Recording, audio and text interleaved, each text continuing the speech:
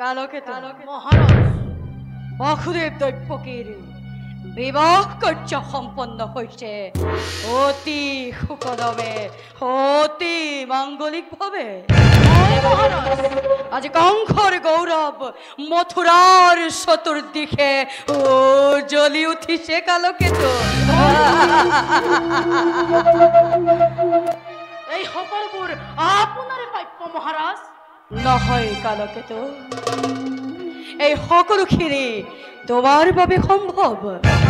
তোমাৰ ৰাজভক্তি ইমান প্ৰশংসনীয় যে যাৰ বাবে আজি কংসৰ গৌৰৱে হও সীমাদ্ৰী লংঘিছে।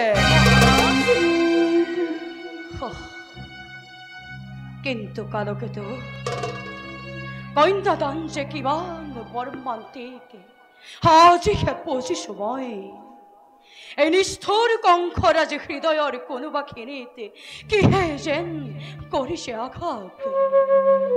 দুখ নকৰিব মহাৰাজ, এই যে জগতৰ চিৰন্তন ৰীতি, পুত্ৰ হলে পৰৰ কন্যাই গৃহ শোভা কৰে আৰু কন্যা হলে গতি কৰে পৰৰ গৃহলৈ। তথাপিতো কালকেতু বুজনি নলয় আজি অবুজো মনে।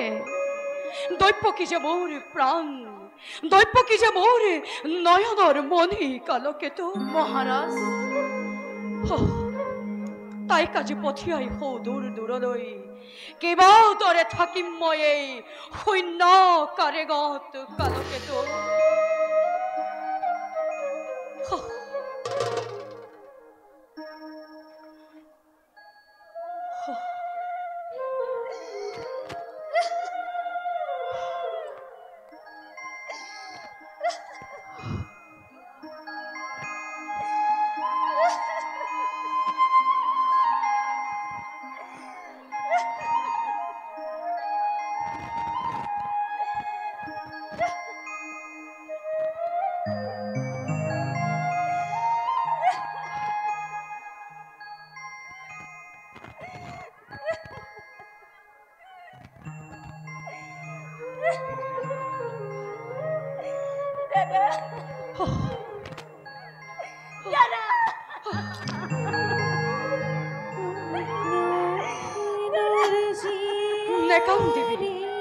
নেকান্দিবি আই নেকান্দিবি।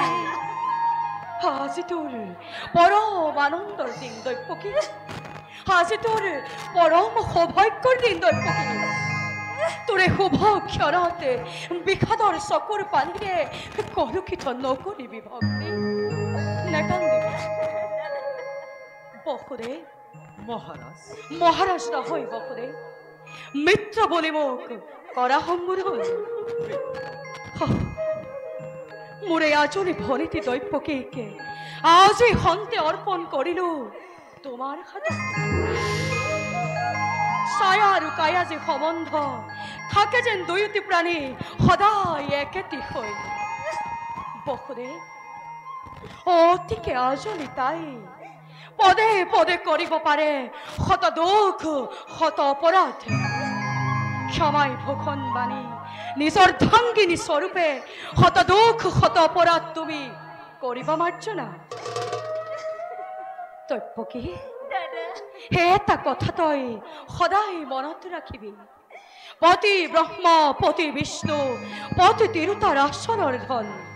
দেৱতাৰ দৰে কৰিবি জ্ঞান, স্নেহ প্ৰীতি সম্ভাষণ সকলোকে তই জনাবি বিশেষ। তোমাৰ ৰাধিক মই পালিম সততে, অতি ভাগ্যৱতী মই। তোমাৰ দৰে জ্যেষ্ঠ ভাতৃ সেই জগতত কেইজনে পায়। দাদা বিদায় হৈ গেলা। তোমাৰ আশীৰ্বাদী আগবাঢ়ি যাব পাৰো জীৱন পথত। আশীৰ্বাদ কিৰুতি বাই ভক্ত হৃদয়েৰে অভকতা তাৰে। তথাপিতো মই হিয়া উজাৰি দিছো আশীৰ্বাদ তহঁতৰ যুগ্ম জীৱনত যেন হৰ গৌৰী হওক বসতি। উঠ ভনীতি উঠ বসুদেৱ।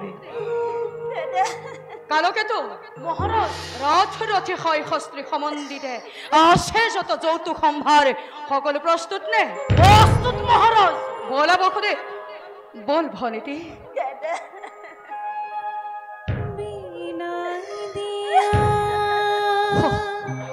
দাদা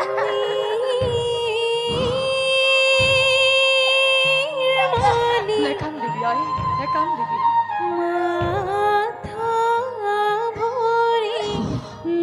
আহ বসুদেৱ